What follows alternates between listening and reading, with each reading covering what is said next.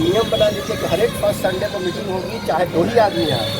एक मीटिंग की परंपरा बन जाएगी ना, तो सबके दिमाग में खटकते रहेगा, आ रहा है फिर पूछेगा सवाल, तो होने लगेगा काम। इसमें बहुत ज़्यादा मेहनत हो करनी है, खाली जगह रहनी आप करेगा तो सब कुछ। थैंक यू भाई।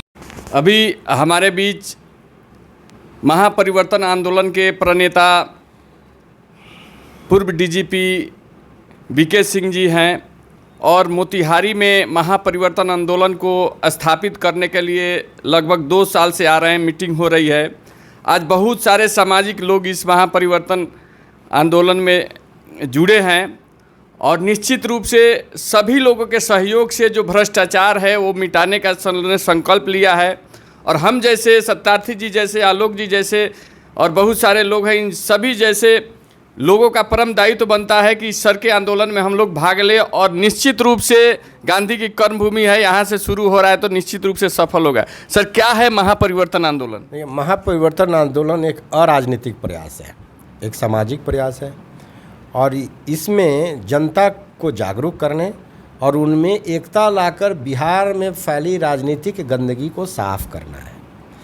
बिहार में परिवर्तन कोई भी राजनेता, राजनीतिक दल या सरकार नहीं कर सकती। इसके लिए जनता को ही आगे आना होगा।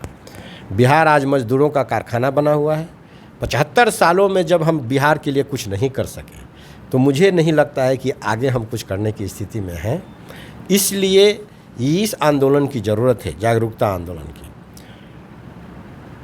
जब तक सोच नहीं बदलेगी समाज नहीं बदलेगा और जब तक समाज नहीं बदलेगी राजनीति नहीं बदलेगी और जब तक राजनीति नहीं बदलेगी तब तक बिहार का विकास नहीं हो सकता है।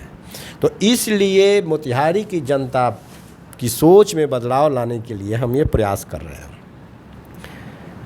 तो सर, महापरिवर्तन आंदोलन में जैसे आपको लग रहा है तो ये विकृतियाँ का कारण क्या है? जैसे विकृतियाँ कहाँ? मतलब जो आप दिखाई दे रहा है, कह रहे 75 साल में जो होना चाहिए बिहार को नहीं, इसका गिरते जा रहा है, तो इसका मुख्य कारण क्या है? इसका मुख्य कारण जनता स्वयं है। बिहार की जनता ने अपने हितों को, अपने परिवार के स्वार्थों को, अपने बच्चों को खुद ही जलाकर राख कर दिया है और वो एक विष पुरुष के रूप में तैयार हुए हैं।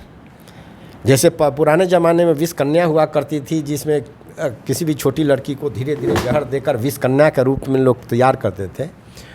यहाँ भी हर जाति के नेता अपनी अपनी जाति के लोगों को एक विष पुरुष के रूप में तैयार किए हैं। तो इसके कारण यहाँ विकृति है और जो लोग हैं यहाँ वो समझते नहीं हैं कि उनका अपना हित यहाँ बर्बाद हो रहा है। तो इसलिए तो विष पुरुष मतलब कैसे? विष पुरुष जैसे कि शुरू से उनको यहाँ जहाँ देखेंगे बिहार में एक जाति का संगठन बना हुआ है। कहीं हमने नहीं देखा कि सर्व बिहार सम्मेलन, सर्व बिहार संगठन। यहाँ हर जगह हर जिले में जाति का संगठन है। राजपूत, ब्राह्मण, कुशवाहा, कुर्मी, जादव, इसको छोड़कर कहीं नहीं है कि बिहार। और ये किसने बनाया है? इसको हर जाति के बड़े बड़े नेताओं ने ही बनाया है। आप बिहार में देखेंगे कि हर जाति में 10 या 20 परिवार हैं। पिछले 75 साल से उसी परिवारों के लोग मिनिस्टर, MP, MLA, जिला परिषद चेयरमैन, ग्राम पंचायत के मुखिया वही बनते हैं। बाकी लोग तो उस जाति के झोला ढोते हैं, उनके दास के रूप में, गुलाम के रूप में जीते हैं। और दुख की बात यह है कि उसमें वो बड़ी ही बर्बादी मानते हैं। और इसीलिए हम बड़े बड़े अपराधी, अपनी जाति के बड़े बड़े अपराधी नेताओं को जिताते हैं, जो भ्रष्टाचारी नेताओं को जिताते हैं, जो बहुत ही काम, समाज विरोधी काम करते हैं, हम उनको जिताते हैं। और जितने अच्छे लोग हैं उनको हमने राजनीतिक पटल से बाहर कर दिया है। जैसे अपने जाति का अपराधी है तो रॉबिन हुड है, अपनी जाति का सिरमौर है, ये बताया गया है उसको बार बार। उस तरह के नेता, उस तरह के परिवार जो अपना पारिवारिक स्वार्थ साधना चाहते हैं, उसको बार बार यही बता रहे हैं। तो वो आदमी जहरीला इंसान, मीन्स विष पुरुष के रूप में तैयार हो गया है। अब वो हर को डसता है, दूसरे हर जाति को डसता है और अपने बच्चे को भी डस रहा है। क्योंकि यही कारण है कि बिहार पूरे देश में मजदूर सप्लाई करता है और हम इतने बेशर्म हैं कि इसके बारे में कभी सोचते ही नहीं। अच्छा सर, आपने बोला अभी ऑफ कैमरा कि हम बड़े बड़े बुद्धिजीवी चाहे बड़े बड़े लोगों को नहीं, हम सामान्य लोगों को जोड़ रहे हैं। तो बड़े बड़े लोगों से क्या आपको क्या दिक्कत है? देखिए, समाज में जो जितना समृद्ध होता है, जो जितना ऊंचा होता है, वो उतना ही स्वार्थी होता है और वो समाज के लिए कुछ नहीं करता है। तो समाज को आगे बढ़ाने के लिए वही लोग करेंगे जिनकी स्थिति खराब है, और ख़राब किसकी स्थिति है? गांव वालों की है। तो इसलिए गांव के जो गरीब हैं, गांव के जो साधन विहीन है, उन्हीं को आगे आकर करना पड़ेगा। नहीं कि जो करोड़पति है, जो बहुत बड़ा नेता है, जो मंत्री है, जो व्यापारी है, जो अपराधी है, उसको क्या पड़ी है भाई समाज में और बिहार में बदलाव के लिए? वो तो ऐसे भी ऐश कर रहा है। तो यानी अभी तक ये लोग सभी लोगों को भरमा के रखे हैं, जैसे अपने लालच, अपने फायदे के लिए। वो भरमा के नहीं रखे हैं, ये भी अपने भरमाने के लिए तैयार है। थोड़ा सा भी बुद्धि अपना उपयोग में करते तो इतने नहीं भरमाते, लेकिन वो सुनने के लिए ही नहीं तैयार है। वो उन्हीं को अपना मानते हैं कि यही हमारे बहुत बड़े परोकार हैं।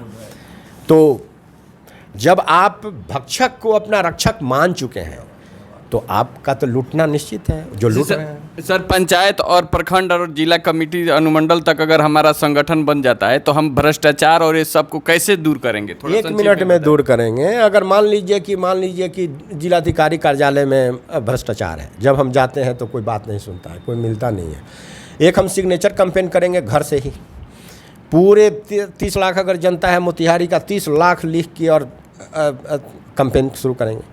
15 दिन के बाद फिर हम हर अपने अपने घर के सामने एक काला बिल्ला लगाकर अपने घर के सामने पूरा मोतिहारी करेगा कि यहाँ का भ्रष्टाचार बंद हो। देखिए, ये तो घटना यूएनओ चली जाएगी। यहाँ तो मोतिहारी छोड़िए, और ये जो भ्रष्टाचारी है ना, वो जिला छोड़कर भाग जाएंगे। इसमें कुछ नहीं करना है, घर में ही रहना है। तो अभी तो वर्तमान में हमारे पार्टी के भ्रष्टाचार नेता है तो सही है, और मतलब जो पार्टी के कार्यकर्ता लोग हैं वो उसका डिफेंस करने लग रहा है। अगर किसी नेता का अगर सरकार है उसको कह दे रहे हैं उस पर भ्रष्टाचार है, तो हम लोग सोशल मीडिया पे देखते हैं उसके पार्टी के नेता लोग आके हम ही आप ही में के लोग जो लोग हैं वो उसका डिफेंस भी करने लगते हैं।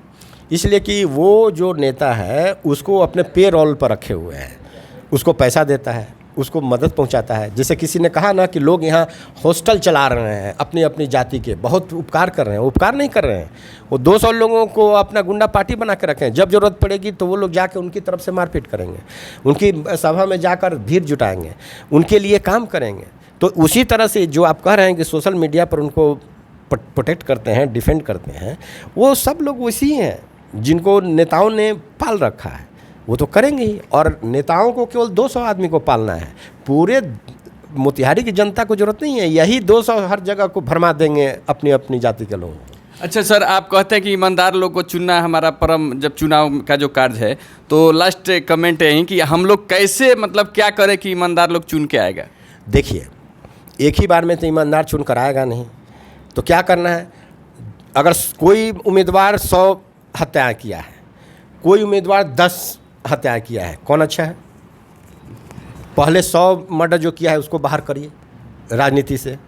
अगली चुनाव जो होगा 5 साल के बाद, अब 10 मर्डर वाला वो जान जाएगा 100 मर्डर वाला कि हमारा तो कोई इसमें चल नहीं रहा है, तो 10 मर्डर के बदले अब दूसरा 1 मर्डर वाला आएगा, चाहे बिना मर्डर वाला आएगा, तो आपकी 10 मर्डर वाले को बाहर कर देंगे सब। और उसके बाद जो अच्छा रहेगा, मर्डर क्या, कोई भी अपराध आप पर रहेगा, हम आपको वोट नहीं देंगे। तो ये कैसे होगा? ये तब होगा जब हर जगह हमारा ये संगठन बन जाएगा, प्रखंड समिति, ग्राम पंचायत समिति, ग्राम समिति। एक व्हाट्सएप मैसेज काफ़ी है।